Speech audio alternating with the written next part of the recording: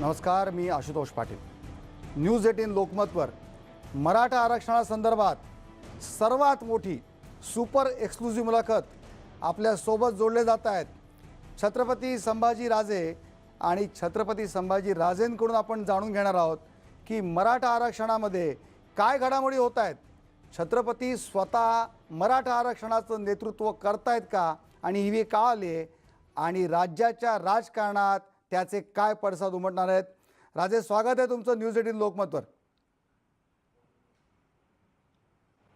नमस्कार. नमस्कार.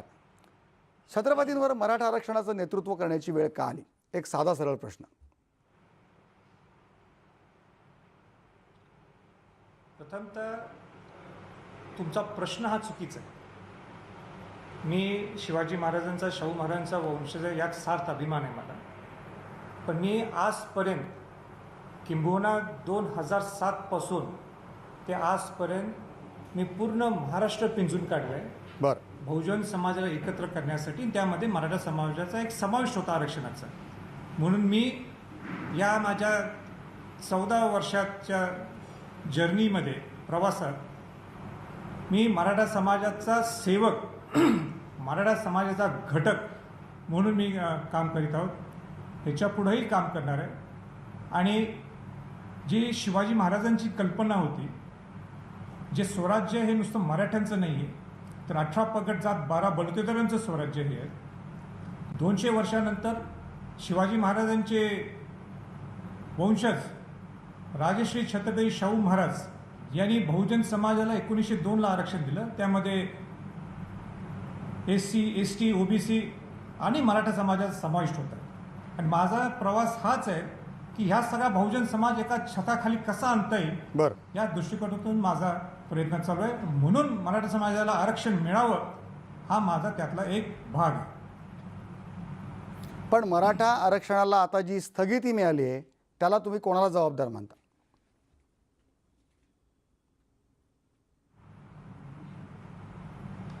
आता मराठा समाजाला सर्वोच्च न्यायालयाकडून जी स्थगिती मिळाली आहे, खरोखरच समाज हा व्यथित झाला आहे, दुःखी झालेला आहे.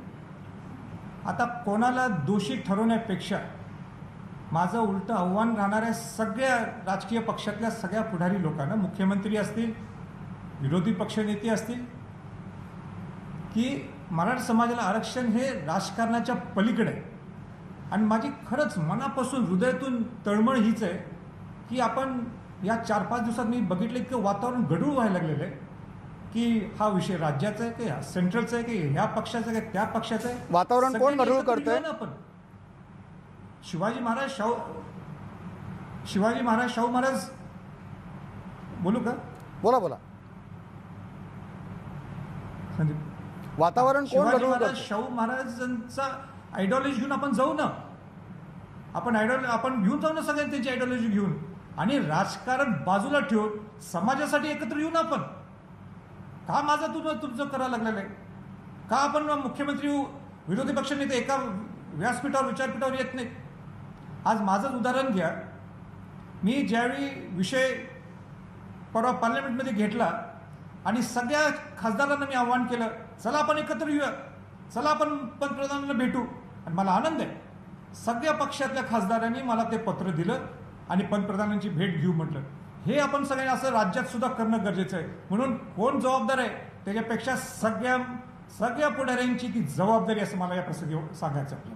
पण आता तर ह्याच्यामध्ये तुम्ही देखील मानता की पक्षाचा उल्लेख होतोय की भाजपच्या जीवावर जे खासदार झाले आहेत तर भाजपच्या माध्यमातून हा प्रश्न सोडवावा, असं विधान केलं गेलं राज्याचे मोठे नेते शरद पवार यांच्याकडून. आता त्यांनी काय भाष्य केलं त्याच्यावर मला भाष्य करायचं नाही. पण दुर्दैव आहे, मला सांगा, मी 2007 पासून पूर्ण महाराष्ट्र पिंजून काढलंय, पूर्ण बहुजन समाजाला एकत्र आणण्यासाठी पिंजून काढलंय. त्यावेळी कोणाला काही दिसलं नाही काय, मी कुठं होतो, काय होतो? आजही मी राष्ट्रपती नियुक्त खासदार आहे, हे मला सगळ्यात सौभाग्य आहे. आणि त्याच्यापेक्षा खासदारकी हे सगळं नंतर आहे. शिवाजी महाराजांनी, शाहू महाराजांचा वंशज या नात्याने मी आज बाहेर पडलोय. मला एक सांगा, पहिला मराठा समाजाचा आवाज कोणी उठवला पार्लमेंटला? राज्यसभेत मी खासदार झाल्यावर पहिलं माझं भाषण होतं तिथं. पहिलं मी मत व्यक्त केलं.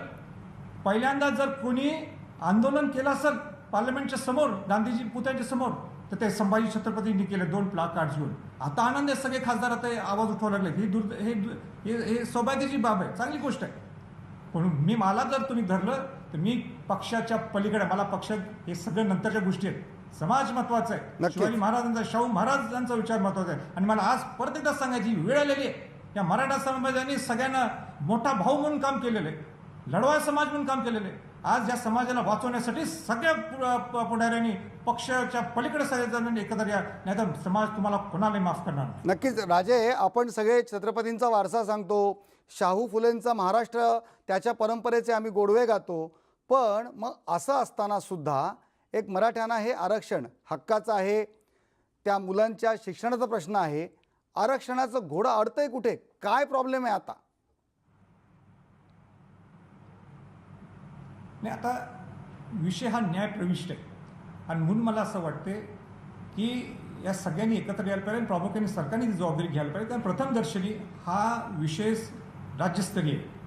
आपल्याला जी स्थगिती मिळालेली आहे ती स्थगिती कशी काढता येईल, आपण कशी विनंती त्यांना करू शकतो, आपली पूर्ण वकिलांची फौज कशी लावता येईल, कसंही आपल्याला रोहितगी असतील किंवा पूर्ण त्यांची टीम असेल किंवा अटॉर्नी जनरल असतील किंवा जे थोरातांनी तर नेमले, या सगळ्यांनी एकत्र आणायला पाहिजे. आणि जोरात जोमाने आपल्याला ज्या ताकदीने आपण तिथं लावायला पाहिजे. आणि हे नुसतं स्थगिती दिली 1 वर्षासाठी, हे काय लढाई संपलेली नाही आहे. अगदी बरोबर आहे. मराठा समाज हा क्रांतिकारक समाज आहे, ह्याचा हा विषय व्यवस्थित प्रेझेंट करणं गरजेचं आहे. आणि मला विश्वास आहे याच्या पुढं ते करतील आणि आम्ही अपेक्षा ती ठेवतोय. राजे, तुम्ही राज्य सरकारचा उल्लेख करताय, तुम्हाला असं वाटतं का हे राज्य सरकार जे आहे आताचं, उद्धव ठाकरे मुख्यमंत्री आहेत, हे सरकार सक्षम आहे आणि हे सरकार करेल? हे करायलाच पाहिजे, सगळ्यांनीच करायला पाहिजे. वेळ पडली तर आम्हाला सुद्धा वर काय जबाबदारी असेल तर आम्हाला सांगा, आम्ही सुद्धा करू. कोणी माझं तुझं केलं तर समाज त्यांना माफ करणार नाही, म्हणून सगळ्यांची जबाबदारी, माझ्या सकट सगळ्यांची जबाबदारी. यात माझी विनंती आहे आपल्या लोकमतच्या IBN लोकमतच्या माध्यमातून मला सगळ्या पुढ्यांना आवाहन करायचं आहे, कृपया करून जे गढूळपणा चालू आहे, मी दररोज 3-4 दिवस बघायला लागलोय की ह्याची जबाबदारी, त्यांची जबाबदारी. हे शिवाजी महाराजांचं स्वराज्य आहे, हे राजर्षी शाहू महाराजांनी दिलेला समतेचा विचार आपल्याला पुढे घेऊन जायचं आहे. आणि माझी कृपया करून विनंती आहे, ह्या राजकारणाच्या पलीकडे मराठा समाजाकडे बघा आणि या बहुजन समाजाला एकत्र आणावं, एवढंच माझं प्रामाणिक मत आहे सगळ्यांना. राजे, महाराष्ट्राने बघितलंय, लाखोंचे मोर्चे निघाले, कोणी नेता नव्हता, कोणी नायक नव्हता, संपूर्ण समाज रस्त्यावर आला होता. आज पुन्हा ती वेळ आली आहे का?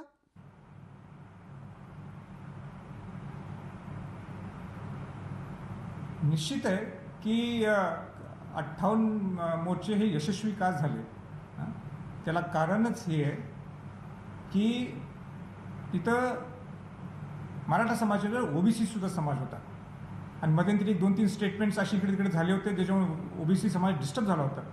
OBCचं आरक्षण घेऊन आपल्याला पुढं जायचं नाही. OBC आरक्षण बाधित आहे, ते राहून दे त्यांच्याकडं.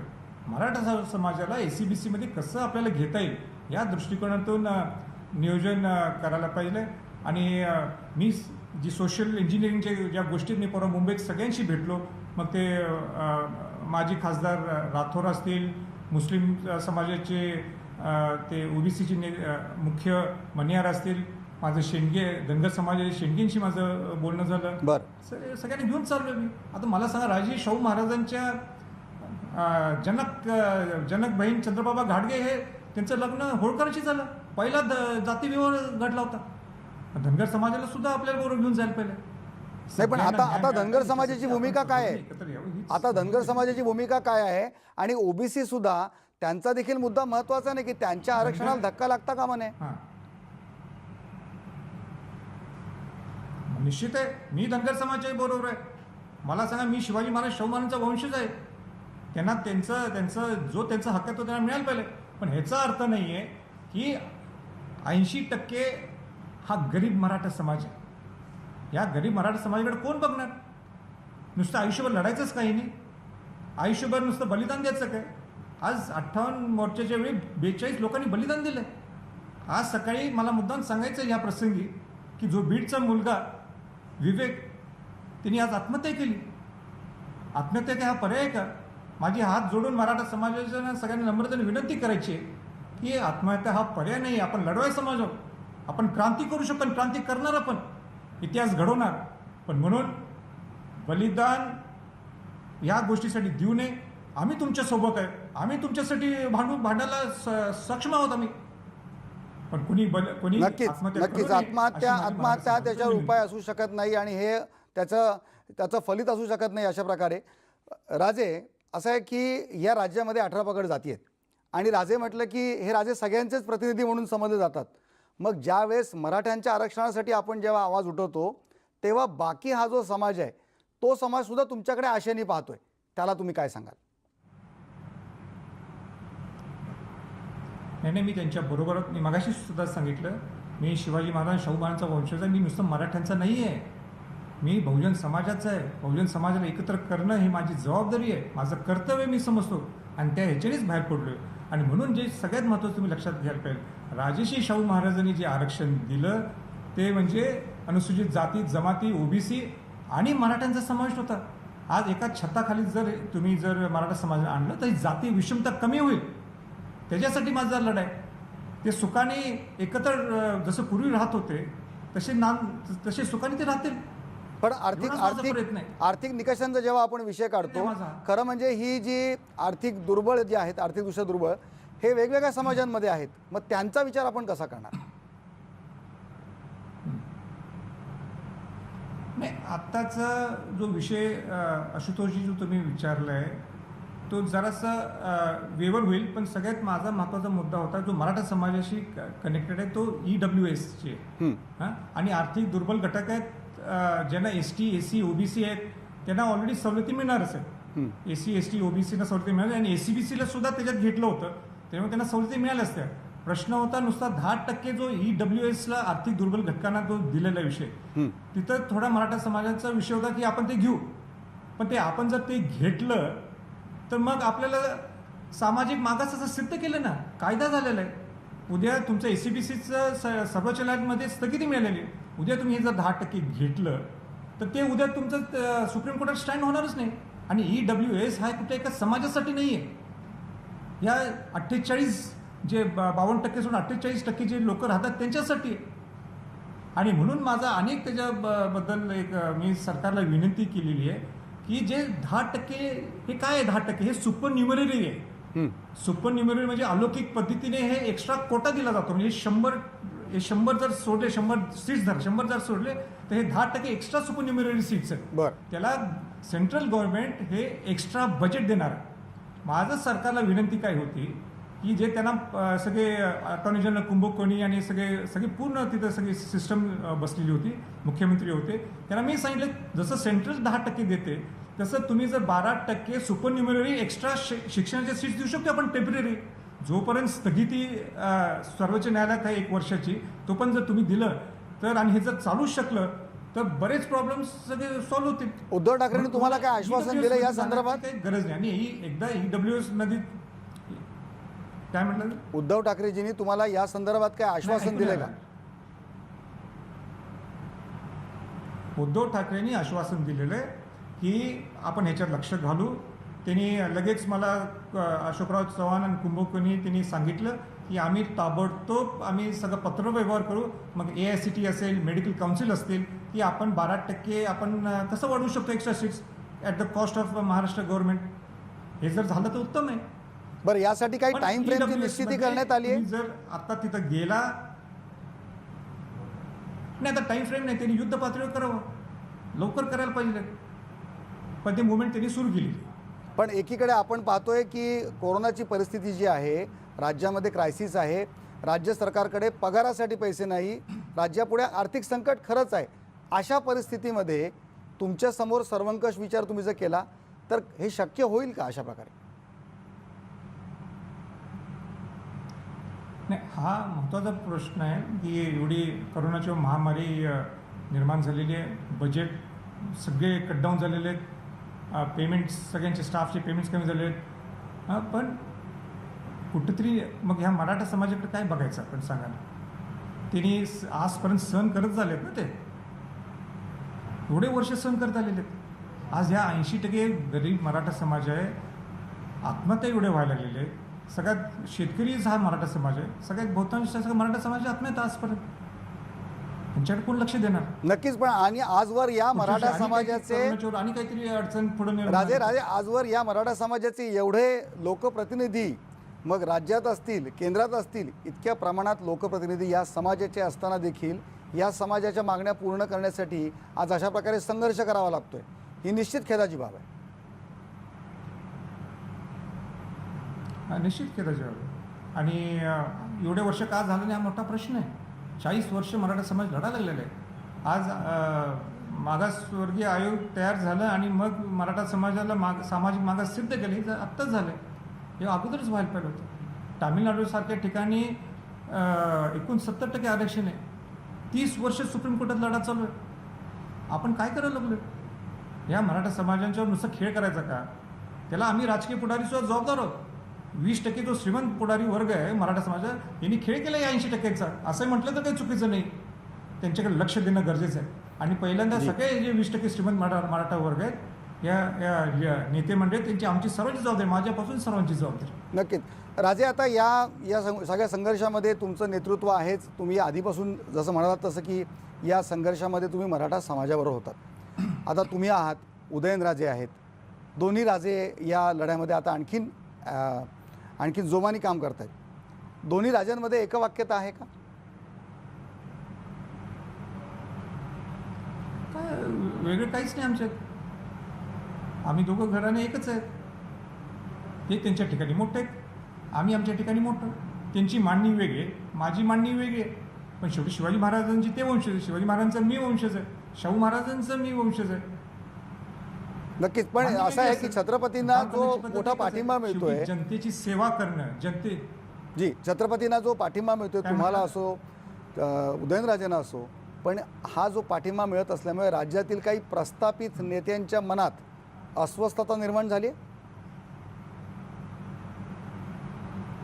आता कोणाला असं अस्वस्थपणा निर्माण झाली आहे ह्याच्यावर मला काय बोलायचं आहे? आमचं काम काय? ज्या घरात आपला जन्म झाला आहे, आमचं जबाबदारी आहे की लोकांची सेवा करणे. आज शिवाजी महाराजांनी सेवा केली आयुष्यभर त्यांच्या मावळ्यांची. राजर्षी शाहू महाराजांनी वाड्यात काही राहत बसले नाहीत, ते पूर्ण जनतेसाठी वाहून घेतलं होतं. म्हणून आज त्यांना 300 वर्षानंतर आणि 100 वर्षानंतर सुद्धा आज दोघा राजांना मानलं जातं. आमची सुद्धा जबाबदारी, आम्ही त्यांचं 1% सुद्धा काम जर करू शकलो तर आमचं जीवन सार्थक आहे.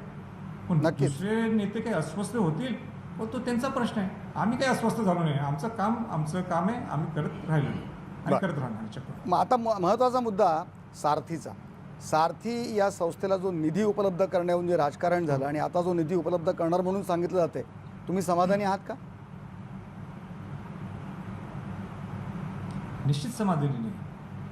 राजर्षी छत्रपती शाहू महाराजांच्या नावाने ही संस्था उभारलेली आहे. आरक्षण हे एक हक्काचा आहे, तो एक भाग आहे, तो समतेचा लढा आहे. पण ज्याच्यातनं खरे तुम्ही मराठा समाजातले, कुणबी समाजातल्या विद्यार्थ्यांना घडू शकता, ते म्हणजे सारथी आहे. माझं एकच म्हणणं आहे, बार्टीप्रमाणे सारथी चालायला पाहिजे. सारथीची स्वतःची स्वायत्ता हे राहायला पाहिजे. आज 30 योजना आहेत ज्याच्यातनं तुम्ही अनेक गरीब मराठा विद्यार्थी हे तुम्ही घडवू शकता. ते तारादूत एक योजना आहे ज्याच्यातनं तुम्ही सगळ्या बहुजन समाजापर्यंत पोहोचू शकता. सगळ्या महापुरुषांच्या योजना, महापुरुषांचे जे धोरण होते ते तुम्ही सांगू शकता. हे काय नुसतं मराठ्यांसाठी नाही आहे तिथं. राजे, सारथीची स्वायत्तता धोक्यात आली असं वाटतंय का? त्याची नाही, स्वायत्तता घालवली आहे. स्वायत्तता घालवली आहे. मी कोणी घालवली? रस्त्यावर उतरलो, खाली मी मांडी घालून बसलो, लोकांना काय म्हटलं? स्वायत्तता कोणी घालवली? कोणाला जबाबदार धराल? नाही, स्वायत्ता घालवली आहे पूर्णपणे. आणि माझा आज काय म्हटलं? सारथीची स्वायत्तता जाण्यासाठी जबाबदार कोण? आत्ताचं सरकार जबाबदार आहे. मी ओपनली बोललोय की स्वायत्ता हे टिकणं गरजेचंच आहे. मराठा समाजाला वर आणायचं असेल तर सारथी सगळ्यात महत्वाचा घटक आहे. निश्चितच. किती कोटी दिलेत? 130 कोटी. काय होणार 130 कोटीमध्ये? होऊ शकत नाही. तुम्ही द्या ना 1000 कोटी. बघा तुम्ही किती फरक दिसेल समाजात. आरक्षण हे समतेसाठी एक वेगळा भाग आहे, पण निश्चितच. माझ्या वैयक्तिक दृष्टिकोनातून सारथी हे नंबर 1 आहे. निश्चितच सारथीला पुरेसा निधी मिळाला तरच तुमचा उद्देश सफल होईल. राजे, आणखीन एक महत्त्वाचा मुद्दा तुमच्या बोलण्याच्या ओघात देखील आला की पार्थ पवारांनी आज या मराठा आरक्षणासंदर्भात एक ट्विट केलं.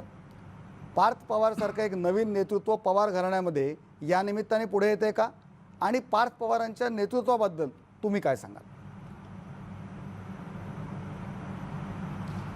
नाही, मला या प्रसंगी एवढंच सांगायचं आहे की अनेक युवकांचे नेतृत्व तयार व्हायला लागलेले आहेत. अनेक युवकांनी बहुजन समाजासाठी किंबहुना मराठा समाजासाठी पाठिंबा द्यायला पाहिजे, आणि असे अनेक युवक जर मराठा समाजाला पाठिंबा देत असतील आणि तयार होत असतील, आम्ही त्यांचं स्वागत करतो.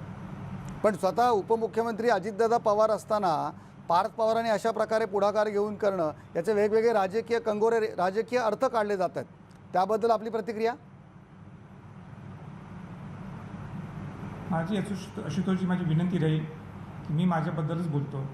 मी पवारसाहेबांच्याबद्दल केव्हा प्रतिक्रिया दिली नाही तर आणि कोणाच्याबद्दल मी देऊ शकत नाही. पण एवढंच निश्चित आहे की युवकांनी राजकारणात यावं, युवकांनी समाजकारणात यावं, युवकांनी बहुजन समाज असेल, मराठा समाज असेल किंवा अनेक ओबीसी समाज असेल, सगळ्यांनी युवकांनी आता यायला पाहिजे. समाज बदलायचा असेल तर युवकांच्या हातात खरी ताकद आहे, आणि म्हणून ती खऱ्या अर्थाने ताकद जर वापरायची असेल तर युवकांनी एकत्र यावं. राजे, न्यूज 18 लोकमतच्या माध्यमातून संपूर्ण महाराष्ट्र तुम्हाला ऐकतोय. काय तुम्ही आवाहन कराल सरकारच्या वतीने म्हणा, भाजपच्या वतीने म्हणा, किंवा राजे या नेत्यातल्या या लढ्यातलं एक नेतृत्व म्हणून मराठा समाजाला आणि संपूर्ण महाराष्ट्राला तुम्ही काय आवाहन कराल? पहिले 2 तुमचे मुद्दे पहिले चुकले. परत तुम्ही पक्ष म्हटला किंवा खासदार म्हटला, पण भाजपाचा शिक्का बसतो तसं की ते शिवाजी महाराजांचं नाही, मी राष्ट्रपती नियुक्त खासदार पहिलं हे आहे. मला जरा सांगा, तुम्ही मला दाखवून द्या माझ्या कामात कुठं काय दिसते पक्षीय, तेव्हा दाखवा मला. स्वतः शरद पवारांनी तुम्हाला दाखवून द्या. आपण प्रतिक्रिया देणार नाही म्हणालात, आणि शरद पवारांनी उल्लेख केला. उलट माझं 4 वर्षातलं काम तुम्ही माझं ऐकायला पाहिजे. उलट 4 वर्षात माझं काम बघा काय, कशा पद्धतीने मी राबलोय बहुजन समाजासाठी. मग ते शिवजयंती असेल, दिल्लीतली शिवजयंती असेल, कोणी धाडस केली दिल्लीत शिवजयंती करायला, राज्याभिषेक सोहळा असेल, मी रस्त्यावर उतरले, तिथं सारथी असेल. आणि म्हणून मला ह्या प्रसंगी एक राजे जर आव्हान करायचं असेल मराठा समाजाला, तर मला एवढंच सांगायचं आहे की ही आपण सर्वांनी क्रांती करूया. आपण लढवे समाजातला आहोत, पण कोणीही माझी एक विनंती राहील समाजाला की आपण कोणी आत्महत्या करायची नाही. आपण लढू, जिंकू. आपण लढवी जात आहे आपली, नक्कीच. आणि पण एक करोनाचा सुद्धा संसर्ग एवढ्या झपाट्याने वाढायला लागले. तुम्ही तुमची काळजी घ्या. आंदोलन करत असला तर तुमचा अधिकार आहे, पण आंदोलन करत असताना सुद्धा तब्येतीकडे लक्ष ठेवून काळजी घ्यायला पाहिजे. आजूबाजूला आपले सगळे मुलं येतात, तुम्ही लहान मुलांना घेऊन येता, लहान मुलांना अजिबात बाहेर आणू नका, आणि काळजी घेत हे आंदोलन होणं गरजेचं आहे. हे न्यायप्रविष्ट लढाई असल्यामुळं जिथं वकिलांची फौज उभा करायची आहे तिथं आपण तिथं मदत करू. आणि मराठा समाजाला सांगतो, ही आपली शेवटची आटोक्याची लढाई. आपण सगळ्यांनी एकत्र राहू, एकत्र राहणार, एवढंच माझं त्यांना सगळ्यांना एक आव्हान आहे. निश्चितच मराठा समाजाने आताच्या परिस्थितीचं भान ठेवावं, कोरोनाच्या परिस्थितीचं भान ठेवावं. आरक्षणे मिळणार आहेच, कायदेशीर प्रक्रियेतून मिळेल. आपल्यासारखे नेते त्यासाठी निश्चितच प्रयत्नशील आहे. न्यूज 18 लोकमतचं देखील हेच आव्हान आहे. आत्महत्येसारखं टोकाचं पाऊल कोणीही उचलू नये. छत्रपती संभाजीराजे, तुम्ही स्वतः रोखटोक मतं तुमची मांडलीत. धन्यवाद. तुम्ही न्यूज 18 लोकमतशी संवाद साधल्याबद्दल. या विशेष कार्यक्रमात वेळ झाली आहे इथेच थांबण्याची.